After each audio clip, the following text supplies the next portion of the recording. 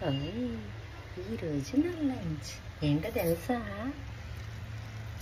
Mushroom అటుకుళ్ళ biryani, నాటు mushroom సూపు. తయారీ విధానం ఏం లేదు, 2 ఇలాచీ, 1 ఇలాచీ, కొంచెం దాల్చిన చెక్క, మరి కొంచెం సాజీరా, పచ్చిమిర్చి, అల్లం వెల్లుల్లి పేస్ట్, యాజ్ యూజువల్ బిర్యానీ కలగేస్తాను అలాగే వేసాను. ఒక్క ఉల్లిపాయ ముక్కలు కోసి ఆవు పాలల్లో బెల్లం వేసాను పూటకి, ఆవు పాలల్లో వీటిని ఉడకపెట్టాను అనమాట. ఇప్పుడు ఈ అటుకులు ఇందులో లాస్ట్కి వేసేస్తా.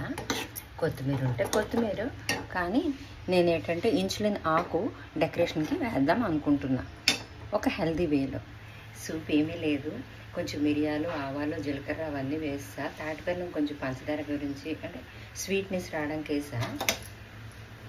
చూద్దాం తినలేక. ఇంకొకటి ఇలా మిల్ మేకర్కి ఇలా గుండు చేసి వేస్తున్నాను అనమాట. మిల్ మేకర్కి అంటే కొంచెం చిక్కదనం వస్తుందేమో అని. చూడండి, టేస్ట్ వస్తుందేమో అని.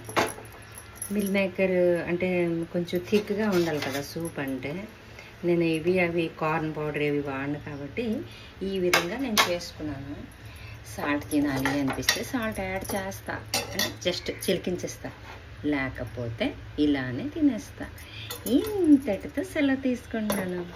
ఏమవుతుందంటే మంతన గారు తప్పు మన్నించండి, రుచి లేనిది ఏది అవ్వట్లేదండి. ఉప్పు కొంచెం వేస్తేనే కొంచెం టేస్ట్ అనిపిస్తుంది, అందుకే ఇంతటితోనే విడిచిపెట్టాను అనుకున్నారా?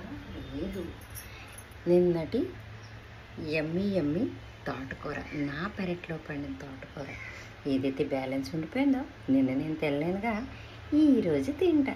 ఇంతటితో సెలవు తీసుకుంటున్నా. చూడండి, ఇలా వేస్తాను, అన్నీ ఉడికిపోయి